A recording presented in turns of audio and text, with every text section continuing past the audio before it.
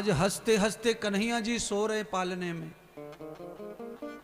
रात बीती, चतुर्दशी तिथि गई, जैसे ही अमावस्या का दिन आया, छठवां दिन, कंस ने मीटिंग बुलाई और उस मीटिंग में कंस ने सभी धूर्त राक्षसों को इकट्ठा किया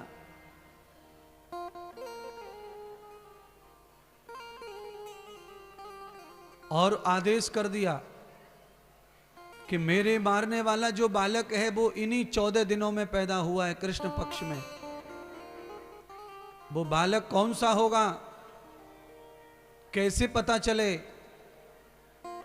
तो जैसे हनुमान जी संजीवनी बूटी को नहीं जानते थे तो पूरे पर्वत को उठा लाए, ऐसे ही कंस जानता नहीं था कि मेरे मारने वाला कौन सा बच्चा है, इसलिए उसने पूरे ब्रज के बच्चों को खत्म करने का संकल्प लिया। जो भी भाद्रपद के कृष्ण पक्ष में पैदा हुआ है उन सबको जमुना में फेंक दो। उनमें से ही एक मेरा मारने वाला है। अमावस्या की रात है, अंधेरा ज्यादा है, राक्षस फैल गए ब्रज में और सारे छोटे छोटे बच्चे, कोई 2 दिन का, कोई 5 दिन का, कोई 7 दिन का, कोई 10 दिन का, सबको मार डाला। गोकुल में भी प्रवेश किया, गोकुल में भी बाल हत्या की, पर नंद के दोनों बालकों को राक्षस नहीं हाथ लगा पाए। कारण नंद के दरवाजे पर नंदियों का पहरा लगा हुआ था और दरवाजे पर नंदी का पहरा अगर है, लोग रखवाली करने के लिए कुत्ता बुत्रा पालते हैं और ऐसी मान्यता है कुत्ते के बारे में शास्त्रों में कि कुत्ता जो है सोता नहीं है, अल्पनिद्रा में कुत्ता रहता है। इस कारण लोग कुत्ते को रखवाली पे रख लेते हैं। पर मैं आप सबको बताना चाहता हूं, अगर हमारे दरवाजे पर बैल है, नंदी है, तो 100 कुत्ते भी जो काम नहीं कर सकते वो अकेला नंदी कर सकता है।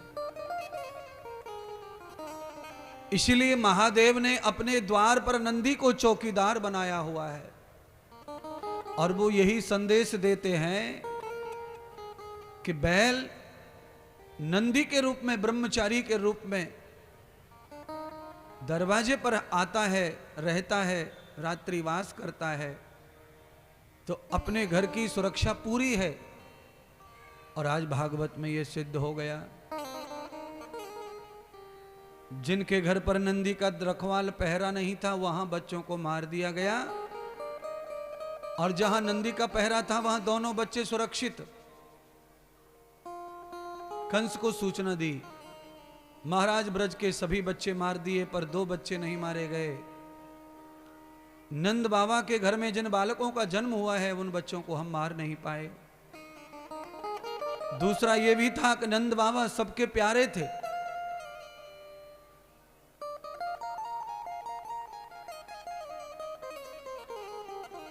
कंस के जो राक्षस गए थे गोकुल में, उनके भी लाडले थे नंद बाबा, क्योंकि नंद जी मथुरा के सभी राक्षस को, दुष्टों को भी दूध पिलाते मुफ्त में, माखन खिलाते मुफ्त में। इसलिए नंद के प्रति सबकी सहानुभूति थी। महाराज माफ कर दो, नंद के बालकों को हम मार भी नहीं सकते क्योंकि नंद हमें पहचानते हैं और नंद इतने अच्छे इंसान हैं कि उनके बच्चों को मारना हमारी हिम्मत का काम नहीं है। हमारा जमीर, हमारी आत्मा बहुत पापी है, पर नंद के बच्चों के लिए हमारी आत्मा भी काम नहीं कर रही है। इसलिए महाराज माफ करो, आप किसी और से मरवा दो।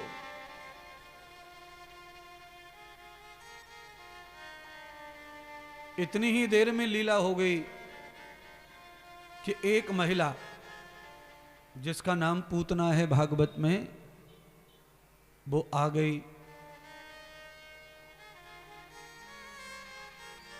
और उसने कहा कि महाराज कंस आप चिंतित मत रहिए, ये तो मेरे बाएं हाथ का खेल है, मौका मिलते ही मैं उन दोनों बालकों को समाप्त कर दूंगी, पर मुझे क्या इनाम मिलेगा। तो कंस ने कहा तुम्हें आधा मथुरा मिलेगा और आप हमारी पटरानी बन सकती हो।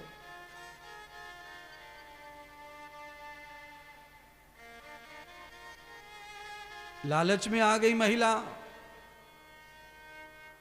और एक दूसरी कथा भी है यहां, कहते हैं जो पूतना है ये वामन भगवान के समय राजा बलि की पुत्री रतनमाला थी,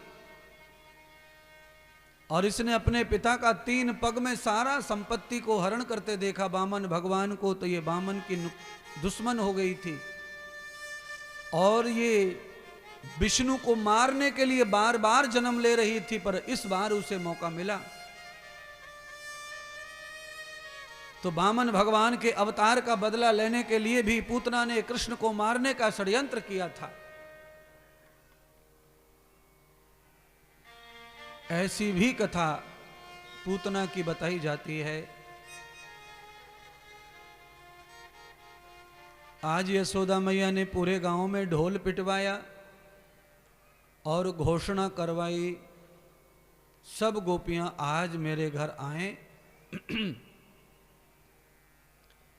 और मेरे लाला का आज प्रथम स्नान है, कन्हैया का छठी पूजन है। सब महिलाओं को आमंत्रण है कि मेरे कन्हैया का छठी पूजन करने पधारें। गोकुल की समस्त गोपियां सज धज के, लाल श्रृंगार करके, लाल वस्त्र पहनकर, लाल हरी चूड़ियां पहनकर नंद के महल की ओर लाला को स्नान कराने और छठी में पूजन में सम्मिलित होने जा रही हैं।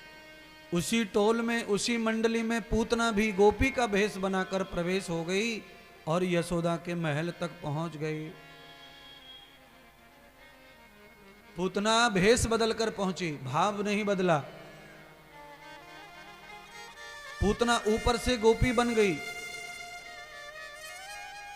कोई पहचान नहीं पाया। जल्दी जल्दी में पूतना पहुंच गई महल में यशोदा के। भगवान ने पहचान लिया हजारों महिलाओं के बीच में, और परमात्मा ने नेत्र बंद कर लिए, और नेत्र बंद करके परमात्मा ने रोना शुरू कर दिया, जोर जोर से चीखना। सारे ग्वाल वाल गोपियां दौड़कर पहुंची कि बच्चे को क्या हुआ, क्या हुआ, इतनी जोर से रो रहा है, चीख चीख कर। दरअसल ये लीला है भगवान की, रोना नहीं है। इस बार भगवान चीख कर रो रहे, चिल्ला कर। चीखने का मतलब होता है केवल आवाज करके कान खराब कर रहे हैं, जैसे ये साउंड वाला कर रहा है।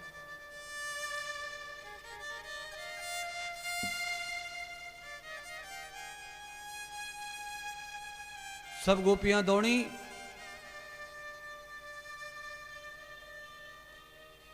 भगवान तो जानबूझ के रो रहे थे, तो चुप कहाँ होंगे।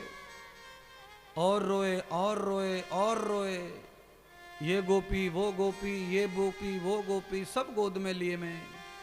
कोई उछार उछार कर खिलावे, कोई कंधे पर, कोई गोद में, कोई झूला झुलावे, पर वो रोने का बंद नहीं करते, क्योंकि उन्हें तो रोने के माध्यम से पूतना तक पहुंचना था।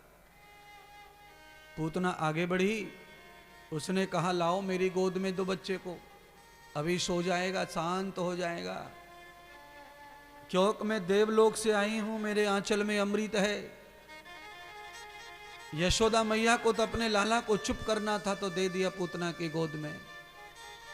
पूतना ने कहा तुम सब लोग जाओ, अपनी सेवा पूजा की तैयारी करो, मैं बालक को आंचल पिला करके सुला दूंगी, चिंता ना करो। पूतना अकेली हो गई भगवान की लीला से। सब गोपियां काम धाम में लग गईं। पूतना ने आंचल निकालकर अपनी छाती से भगवान को लगाया, तो प्रभु ने आंचल को मुंह में रख लिया। पूतना ने ममता दिखाई, तो भगवान ने भी ममता का सम्मान किया। देवयोग से पूतना के आंचल से दूध बह निकला, तो भगवान ने दूध पिया।